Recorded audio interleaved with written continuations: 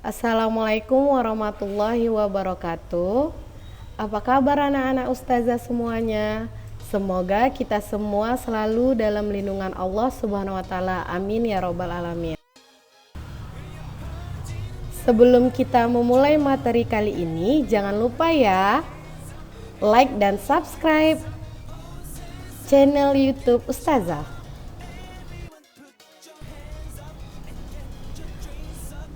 Untuk materi kali ini, kita akan membahas tema 2, subtema 2, PB1. Yang pertama, kita akan bahas materi bahasa Indonesia. Ciri-ciri kalimat efektif.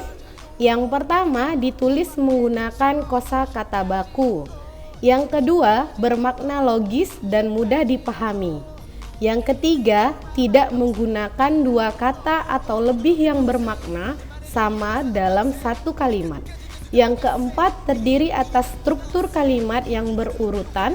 Satu kalimat minimal mempunyai subjek dan predikat. Oke, kita akan masuk ke materi belajar ilmu pengetahuan sosial. Makna upaya mempertahankan kemerdekaan, yaitu yang pertama mengukuhkan diri sebagai negara bebas, yang kedua meningkatkan daya juang bangsa, yang ketiga meningkatkan rasa percaya diri bangsa, yang keempat mempertahankan persatuan dan kesatuan, yang kelima menunjukkan pada dunia kekuatan Indonesia. Upaya mempertahankan kemerdekaan dalam kehidupan sehari-hari. Yang pertama, yang untuk anak-anak ustazah lakukan, yang pertama itu adalah belajar dengan giat. Yang kedua, melestarikan kebudayaan. Yang ketiga, tidak membeda-bedakan teman. Yang keempat, mengikuti upacara dengan hikmat. Yang kelima, menyelesaikan masalah dengan musyawarah. Materi selanjutnya tentang ilmu pengetahuan alam. Perhatikan gambar lebah berikut ini. Penjelasan umumnya, lebah merupakan sekelompok besar serangga yang dikenal karena hidupnya berkelompok. Semua lebah masuk dalam suku atau familia Apidae, ordo Hymenoptera, serangga bersayap selaput. Sebagai serangga, lebah mempunyai 3 pasang kaki dan 2 pasang sayap. Lebah membuat sarangnya di atas bukit, di pohon kayu, dan pada atap rumah. Sarangnya dibangun dari propolis atau perekat dari getah pohon, dan malam yang diproduksi oleh kelenjar-kelenjar lebah betina yang masih muda terdapat dalam badannya. Lebah memakan nektar bunga dan serbuk sari. Masih pembahasan lebah, ada beberapa fakta-fakta sistem kerjasama lebah dan tujuannya. Lebah beradaptasi dengan lingkungan dengan cara unik. Mereka melakukan kerjasama untuk bertahan hidup. Dalam suatu kelompok disebut koloni, terdapat 3 kasta. Yang pertama, lebah ratu. Berjenis kelamin betina, merupakan induk semua lebah dalam satu koloni. Hanya 1 ekor lebah ratu.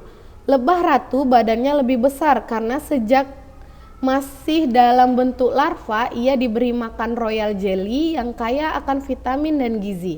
Yang kedua, lebah betina. Dikenal sebagai lebah pekerja. Jumlah lebah pekerja bisa mencapai puluhan ribu, 30.000 ekor lebah, dan yang bibit unggul bisa mencapai sampai 60.000 ekor lebah. Sebagian lebah pekerja berfungsi membuat sarang dan sebagian lainnya mencari makan.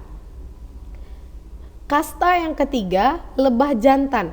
Jumlahnya hanya ratusan ekor lebah. Tugas jantan adalah mengawini si ratu lebah. Setiap kasta lebah mempunyai tugas masing-masing. Lebah ratu hanya 1 ekor dalam setiap koloni dan mengawal semua kegiatan lebah betina dan lebah jantan. Sistem adaptasi lebah. Setiap lebah memiliki sistem adaptasi yang sama, yaitu memiliki sengat untuk mempertahankan diri.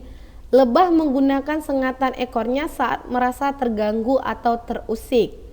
Manfaat lebah bagi kehidupan. Lebah di alam berfungsi penting sebagai serangga penyerbuk utama. Kesukaannya akan nektar dan serbuk sari membuat tumbuhan untuk terjadinya penyerbukan silang dan penyebaran serbuk sari. Madu yang dihasilkan lebah disukai oleh banyak hewan, khususnya beruang. Peternakan lebah modern bisa menghasilkan racun lebah yang keluar dari sengat lebah pekerja, tanpa akibat matinya lebah. Racun lebah keluar dari sengatnya dan hasilnya ditampung untuk ramuan obat-obat.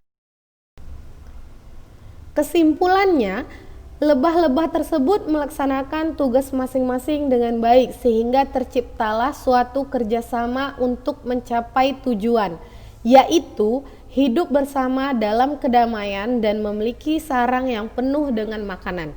Kita dapat mencontoh kehidupan lebah. Dalam keluarga, kita dapat bekerja sama membantu menyelesaikan pekerjaan rumah sehingga rumah kita akan selalu bersih dan nyaman. Bekerja sama lebih baik daripada bekerja sendiri-sendiri. Sampai di sini materi kali ini. Alhamdulillah, semoga materi kali ini bermanfaat untuk anak-anak ustazah semuanya.